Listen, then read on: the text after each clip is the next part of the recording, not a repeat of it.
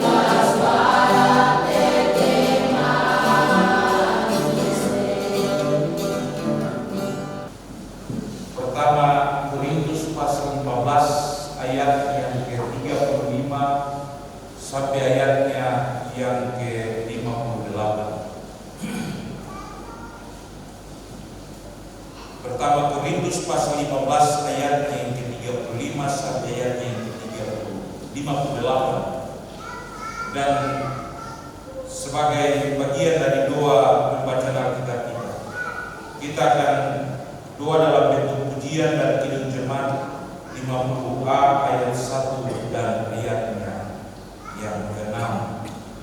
Kidung Jemaat 50a ayat 1 dan ayatnya yang ke-6. Sabdamu abadi seluruh langkah kami.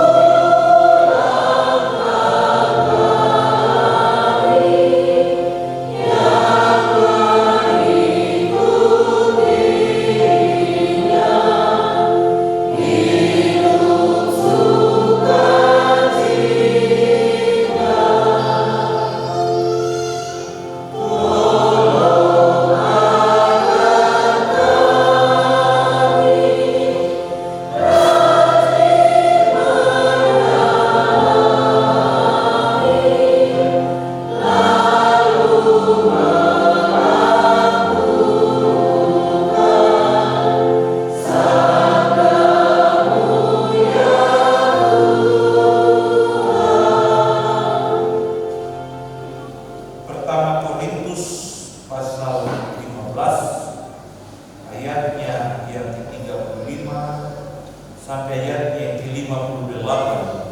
Demikian bunyinya, kebangkitan tubuh. Tetapi mungkin ada orang yang bertanya, bagaimanakah orang mati dibangkitkan, dan dengan tubuh apakah mereka akan datang kembali? Hai orang bodoh, apa yang engkau sendiri taburkan tidak akan tumbuh dan hidup kalau dia tidak mati dahulu. Dan apa yang engkau taburkan bukanlah tubuh tanaman yang akan tumbuh, tetapi biji yang tidak berkulit, umpamanya biji gandum dan biji lain. Tetapi Allah memberikan kepadanya satu tubuh seperti yang dikehendakinya. Ia memberikan kepada tiap-tiap biji tubuhnya sendiri. Bukan semua daging sama. Daging manusia lain daripada daging binatang, lain daripada daging burung, lain daripada daging ikan. Ada tubuh surgawi dan ada tubuh duniawi, tetapi kemuliaan tubuh surgawi lain daripada kemuliaan tubuh duniawi.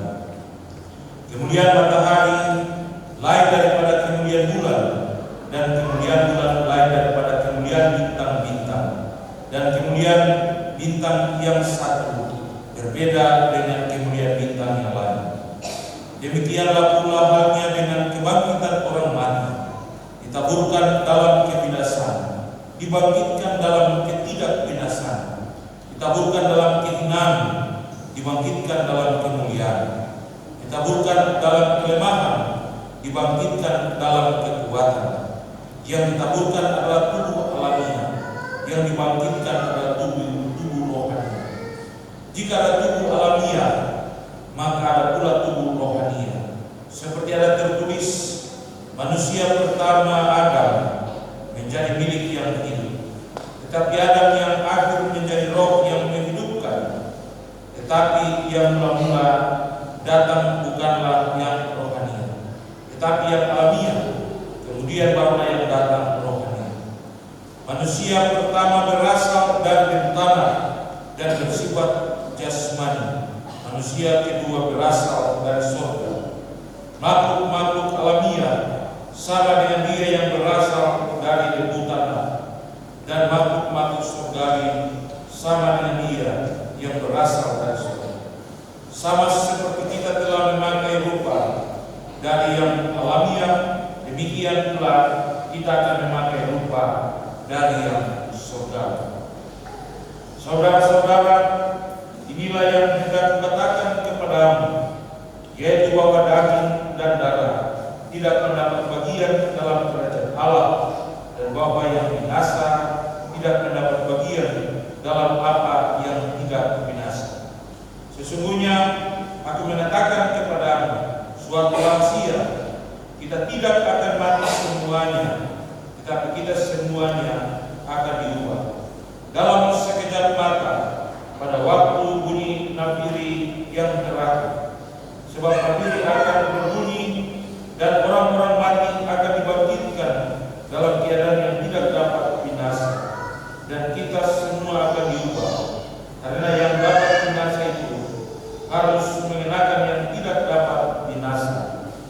dan yang dapat mati ini harus mengenakan yang tidak dapat mati. Dan sesudah yang dapat binasa ini mengenakan yang tidak dapat binasa, dan yang dapat mati ini mengenakan yang tidak dapat mati. Maka genaplah firman Tuhan yang tertulis, maut telah ditelan dalam kemenangan. Hai maut, di manakah kemenanganmu? Hai maut, di manakah sengatmu? Sengat maut ialah dosa, dan kuasa dosa ialah hukum Taurat. Tetapi syukur kepada Allah yang telah memberikan kepada kita kemenangan oleh Kristus Yesus Tuhan kita. Karena itu saudara-saudara yang kekasih, berdirilah teguh, jangan goyah, dan giatlah selalu dalam pekerjaan Tuhan. Sebab kamu tahu bahwa dalam persekutuan dengan Tuhan, jerih payahmu tidak sia-sia. Demikian firman Tuhan yang berbahagia kita semua yang mendengarnya. Shalom. Hari ini kita masih ada diberi kesempatan oleh Tuhan untuk ada dan menikmati kehidupan yang dapat kita jalani dalam pergumulan dan kehidupan yang kita jalani di tengah-tengah dunia ini.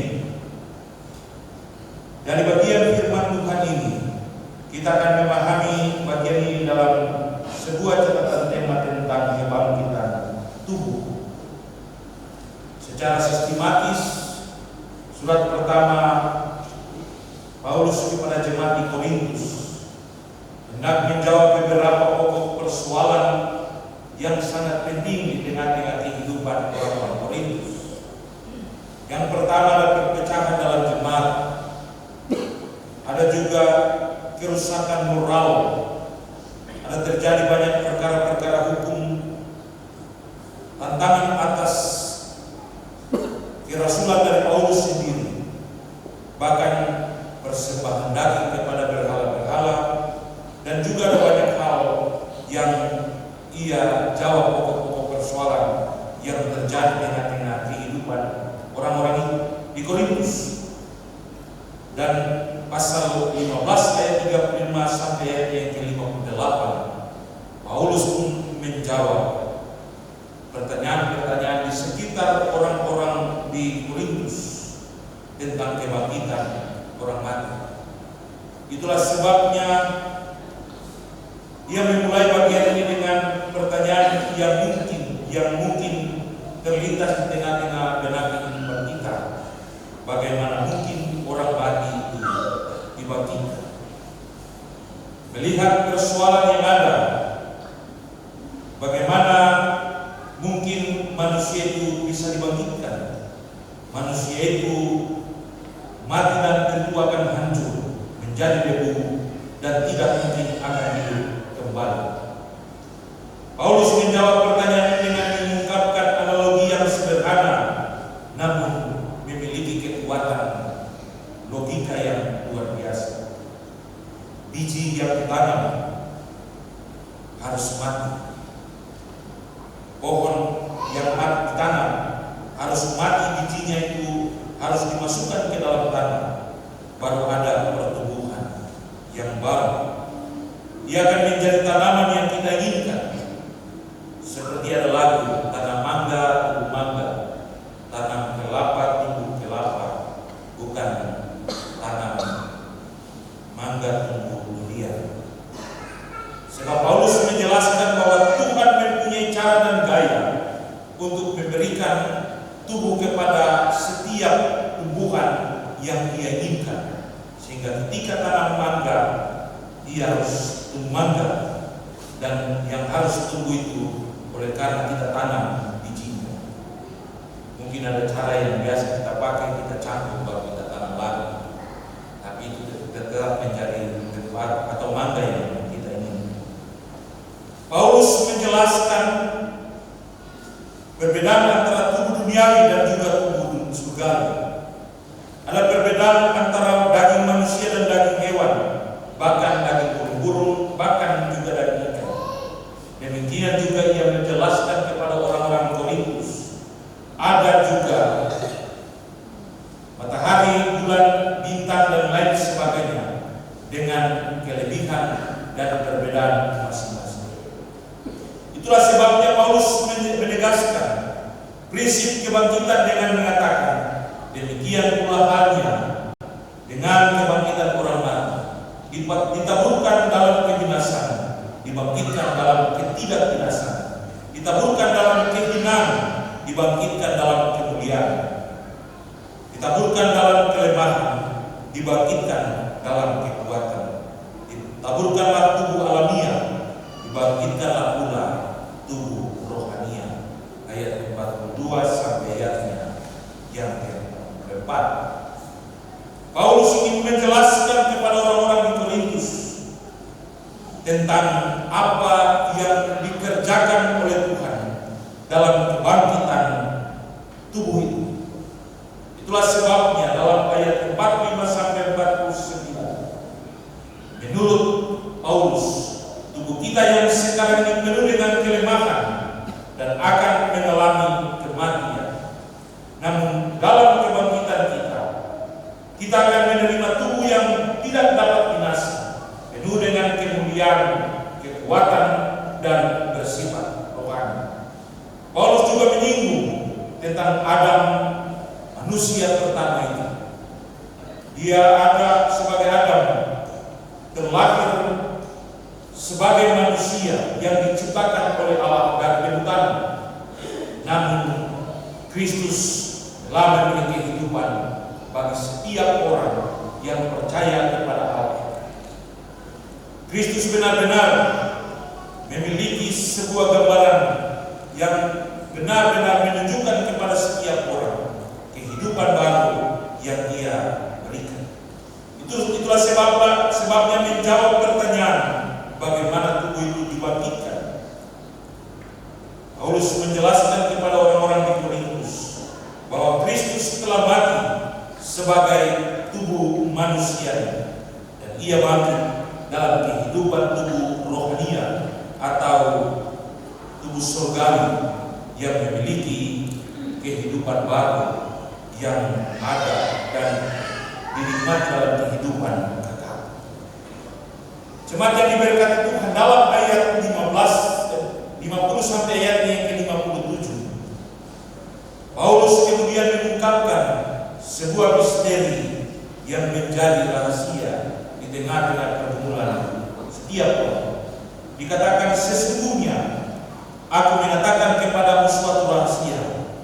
Kita tidak akan mati semuanya, tetapi kita semua akan diubah dalam sekejap mata pada waktu bunyi sangkakala yang terakhir atau nafiri. Sebab sangkakala atau nafiri itu akan berbunyi dan orang-orang mati akan dibangkitkan dalam keadaan yang tidak binasa dan tidak akan atau tidak dapat diubah. Artinya Bapak Ibu, bahwa ketika kita dalam kita hidup, kita mati, tubuh kita yang fana akan mati dan akan menjadi tanah kembali. Tapi tubuh kita yang adalah jiwa dan roh akan kembali kepada Allah. Dan saatnya akan tiba ketika nafiri itu berbunyi, kita akan dibangkitkan dan akan memperoleh kehidupan yang dengan tubuh yang tidak binasa dan tidak bisa diubah. Ayat 51 sampai ayat yang 52. Ini adalah pengharapan yang luar biasa. Tidak semua orang percaya akan mengalami kematian. Mereka yang masih hidup ketika Kristus datang kembali akan diubah dalam sekejap mata, sehingga tubuh kita yang fana ini akan diubah menjadi tubuh yang tidak fana. Itulah sebabnya Paulus menegaskan kepada orang-orang di Korintus pentingnya kebangkitan dengan mengatakan, sebab yang dapat binasa ia harus menyenangkan yang tidak binasa, dan yang tidak dapat mati ia harus menyenangkan yang tidak dapat mati. Kita akan memperoleh kehidupan kekal. Kita akan memperoleh suatu kehidupan yang tidak akan mati kalau kita akan mati. Kemudian kita akan diubah dan dilakukan, dikerjakan oleh Tuhan dalam suatu yang dikatakan dalam sekejap mata ia akan melakukan semua. Itulah sebabnya dalam bagian ini Paulus dapat menjawab berbagai macam persoalan dan pertanyaan orang-orang di Korintus tentang kebangkitan tubuh itu. Akhirnya Paulus pun mengumandangkan kemenangan atas maut yang ia menjelaskan kepada orang-orang di Korintus. Apabila yang dapat binasa ini telah mengenakan yang tidak dapat binasa, dan yang dapat mati ini telah mengenakan yang tidak dapat mati, maka akan terjadilah firman yang tertulis, maut telah ditelan dalam kemenangan. Hai maut, di manakah kemenanganmu? Hai maut, di mana sengatmu? Sengat maut ialah dosa, kuasa dosa adalah maut. Tetapi syukur kepada Allah yang telah memberikan kepada kita kemenangan oleh karena Yesus Kristus Tuhan. Ia telah mati, ia telah dikuburkan, namun ia telah dibangkitkan dari antara orang mati, menunjukkan kemenangan bagi orang percaya bahwa mereka tetap akan memperoleh kehidupan kekal oleh karena Kristus telah menang atas dosa dan maut. Itulah sebabnya melalui kebangkitan Kristus dan melalui iman dan kepercayaan kita kepadanya, kita memiliki jaminan kemenangan atas maut. Maut tidak akan lagi menguasai kita. Sengat maut itu sudah tidak ada lagi. Dosa itu telah dikalahkan dan dimenangkan oleh Kristus dalam pengorbanannya di kayu salib. Sehingga mengakhiri bagian firman Tuhan ini, Paulus memberikan sebuah seruan untuk setiap orang yang percaya kepada Kristus harus memiliki iman yang teguh. Dikatakannya, karena itu saudara-saudaraku yang kekasih, berdirilah teguh, jangan goyah, dan berlimpahlah selalu dalam pekerjaan Tuhan. Sebab kamu tahu bahwa dalam persekutuan dengan Tuhan, jerih payahmu tidak akan sia-sia. Karena pengharapan akan kebangkitan yang mulia, kita dipanggil untuk hidup dengan teguh dalam iman. Kita tidak boleh goyah oleh kesulitan dan tantangan yang kita hadapi di tengah-tengah bumi. Kita juga dipanggil untuk berlimpah dalam pekerjaan Tuhan. Harus mengetahui bahwa segala usaha dan tanggung jawab yang kita akan jalan dalam melayani Tuhan tidak akan sia-sia ketika kita harus teguh dan terus berdoa kepada Allah. Sebuah kisah perlombaan yang dilakukan oleh Katak. Perlombaan yang mereka lakukan itu menaiki sebuah menara yang tinggi. Begitu banyak penonton yang memberikan semangat dan lain sebagainya. Anggaplah itu Katak. Setelah perlombaan terjadi, para Katak yang mengikuti perlombaan mulai menunjukkan kebolehan, kekuatan, kelincahan, dan lain sebagainya. Mereka pun berlari menaiki segala macam upaya untuk sampai pada puncak menara. Dan ketika ada yang mulai sampai di setengah, jatuh. Satu persatu mulai jatuh. Tapi para penuntut terus memberi semangat. Dan pada akhirnya semua jatuh, tinggal satu saja. Dia mulai berusaha dengan segala macam caranya, berusaha sampai di puncak. Penuntut pun berteriak, tidak usah sudah, menaranya terlalu tinggi, kekuatanmu sudah habis. Segala macam kata-kata yang menjatuhkan sang kata yang menuju puncak menara itu dilontarkan dalam segala macam gaya dan cara. Namun kata itu dia dengan tenang sampai ke puncak menara. Ketika dia sampai di puncak menara dan dia menjadi pemenang, dalam percakapan selanjutnya ditanyakan, apa jurus dan gaya Anda sehingga Adam bisa sampai di atas puncak menara. Ternyata kata itu dia tuli. Dia tuli.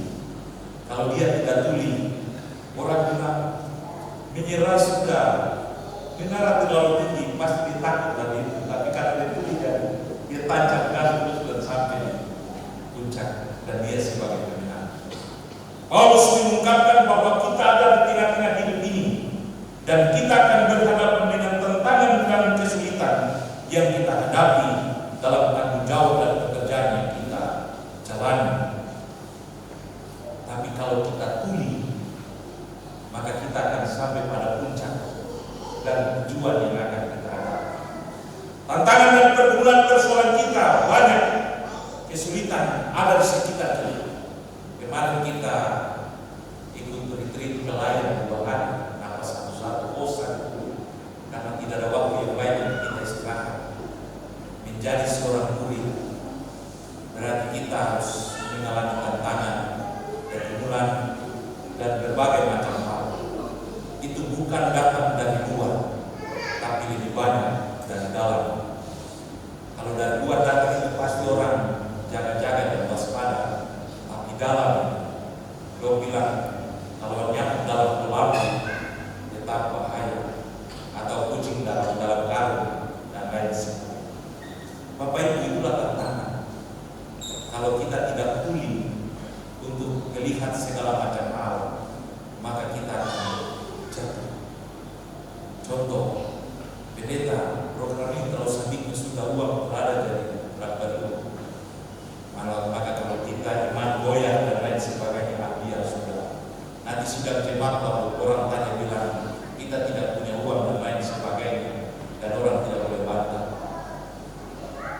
Bapak Ibu, Paulus menjelaskan kepada orang-orang di Korintus dalam segala macam ketatan, kesetiaan, dan segala hal yang dikerjakan, sesungguhnya jeripayahmu tidak akan sia-sia.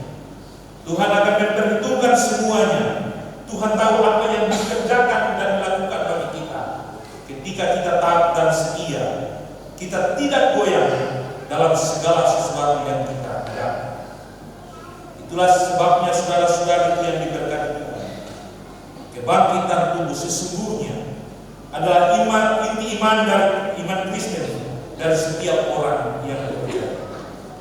Ini adalah janji yang memberikan kita pengharapan yang pasti di tengah-tengah dunia yang penuh dengan ketidakpastian. Mari kita harus teguh memegang iman kita kepada Kristus yang telah mengalahkan maut untuk kita. Mari kita tetap setia, percaya dan yakin kepadanya bahwa Dia telah memberikan jaminan kehidupan kekal bagi kita di tengah-tengah dunia ini. Mari kita hidup dengan kesadaran akan masa depan yang mulia yang akan menanti kita, dan marilah kita senantiasa berlimpah-limpah dalam iman untuk pekerjaan Tuhan. Kita menantikan hari esok yang penuh ceria, karena saatnya Tuhan akan merubah. Dikatakan ketika Kristus itu datang dan kita yang masih hidup, Dia akan mengubah kita dalam sekejap, sehingga kita tidak lagi mengenakan kehidupan yang fana ini, tapi kita akan mengenakan kehidupan yang tidak fana. Kita tidak lagi mengenakan kehidupan yang mati, tapi kita akan mengenakan kehidupan yang tidak akan mati. Dan itulah yang dikerjakan oleh Allah dalam sekejap.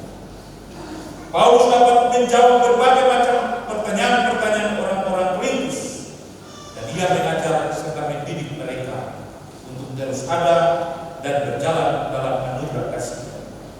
Mari Bapak Ibu untuk pulang untuk menikmati hidup ini, bahwa Kristus telah memberi yang terbaik bagi kita. Kita tetap ada dalam kesadaran yang penuh bahwa iman kita tidak akan goyah.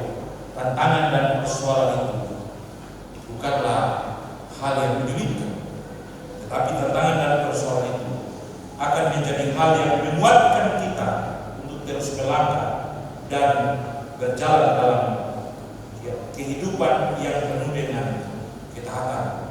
Karena Tuhan akan tetap ada, menolong, memberi kekuatan kepada kita di tengah-tengah hidup yang kita jalani. Selamat menikmati kehidupan di minggu yang baru ini. Tuhan tetap akan menolong kita, berdirilah teguh, jangan pernah goyah, sebab jerih payah tidak akan sia-sia di tengah-tengah hidup ini. Tuhan memberkati kita. Amin. Shalom.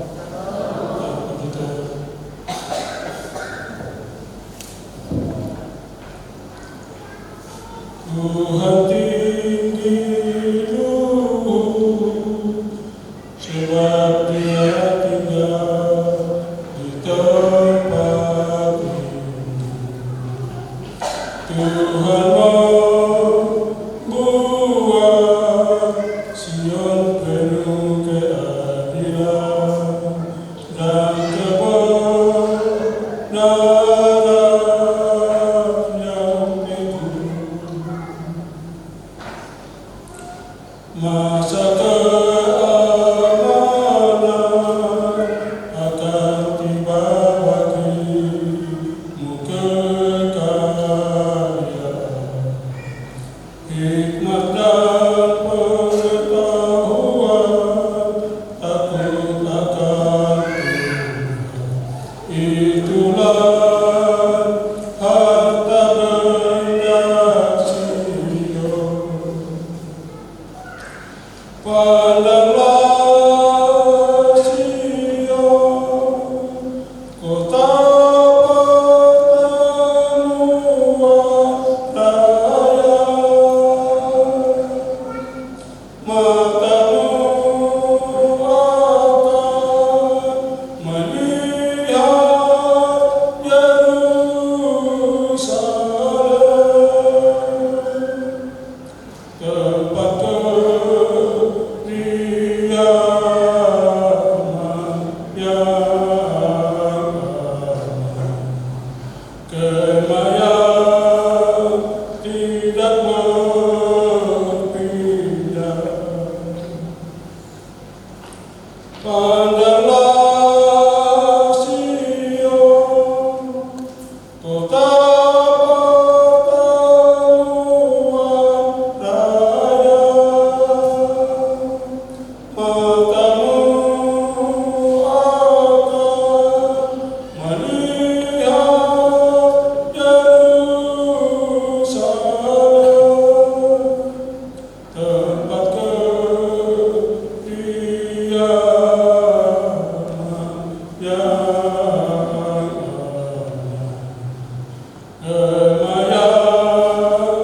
tidak berpindah. Matamu akan melihat Yerusalem, tempat kediaman yang aman, kemah yang tidak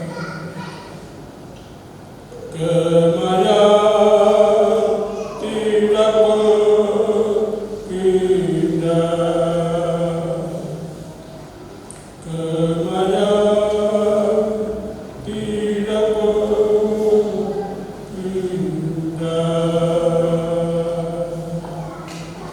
Satu-satu di Tuhan, niscaya terus boleh kasih.